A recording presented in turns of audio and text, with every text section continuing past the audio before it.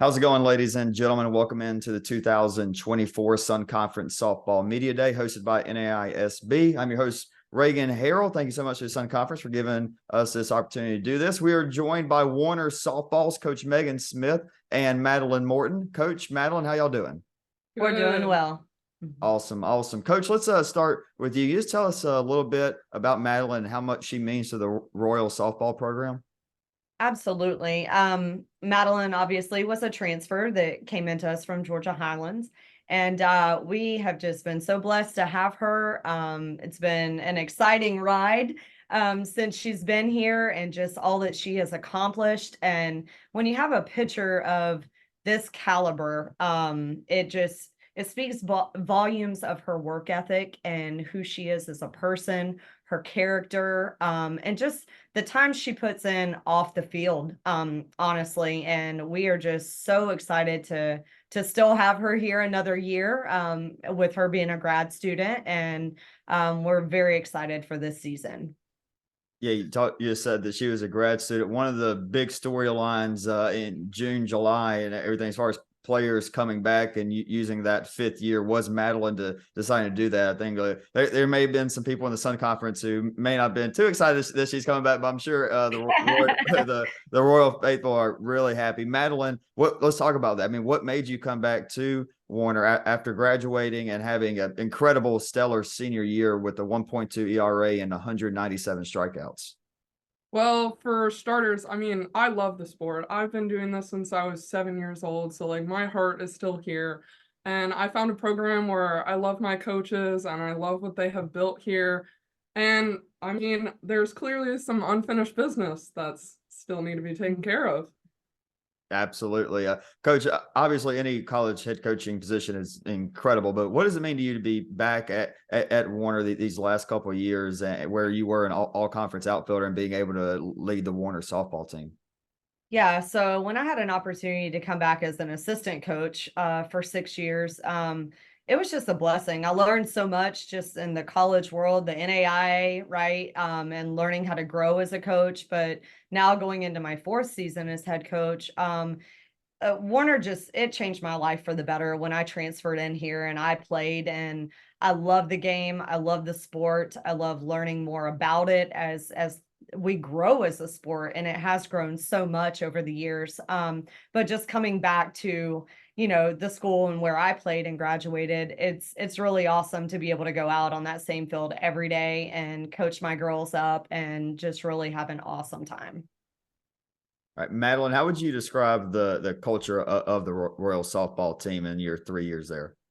Well, Coach Megan, she's newer with the head coach, and I've come in being a transfer and stuff. And so I've really seen this program grow, and they've really done a good job at instilling like a really good work ethic, having Christ-like character, and coming from JUCO to being a graduate student, I've really seen so much growth from the individuals, the program itself. Just it's been years of growing. Awesome.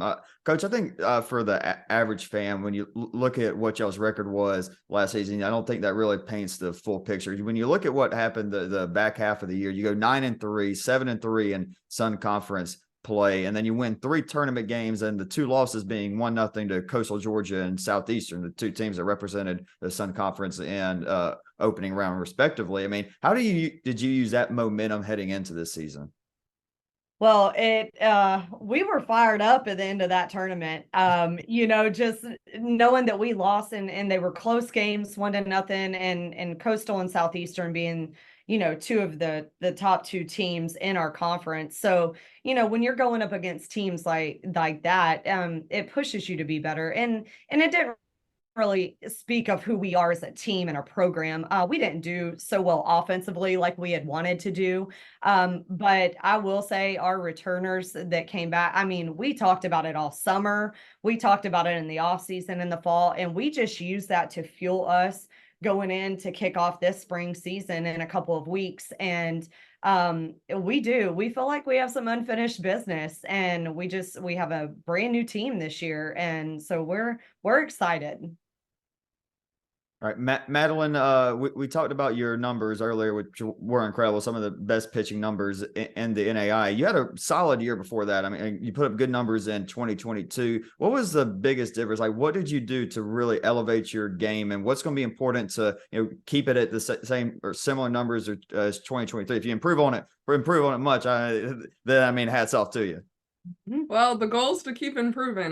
There's no stopping there. So the difference is that I didn't put limits on myself. I pushed myself farther than I ever thought that I could push myself. I became stronger physically, I became stronger mentally, and I became more relaxed in the circle. I grew such a confidence there that I felt so comfortable being there. Like it's where I belonged. You definitely had a little bit of swagger about you this past year, especially towards the end of the year. It's a little bit more like pep in your step, especially at the Sun Conference tournament. I'm like, again, it was kind of like, well, is Warner really about to shock the world here in the Sun Conference tournament? And I think there's going to be a lot of that going on in Lake Wales in 2024. But to have that, you got to have some returns. Talked about the returners building off of the end of the season last year. Coach Smith, who are some of those returners other than Madeline? They're going to have such a big impact on the Warner softball team. Yeah, so speaking of another grad student we have, Andrea Rebello came back. She was our starting third baseman. So she will be back, just her on-base percentage and last year, and she just holds it down at third base. She might be 5 feet tall, but I mean, she's going to hold it down. I also had Tyler Mooring returning. She was our starting first baseman.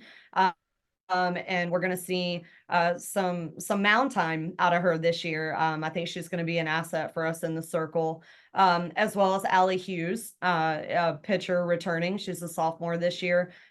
She's grown tremendously from last year, just working hard over the summer, had a great fall season. So she's coming in much stronger.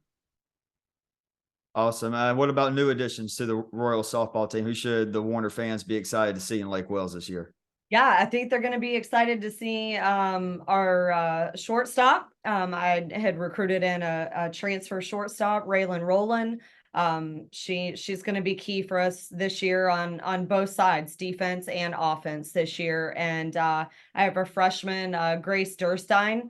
She's an infielder, big batch, came from a championship high school program down in Coral Springs.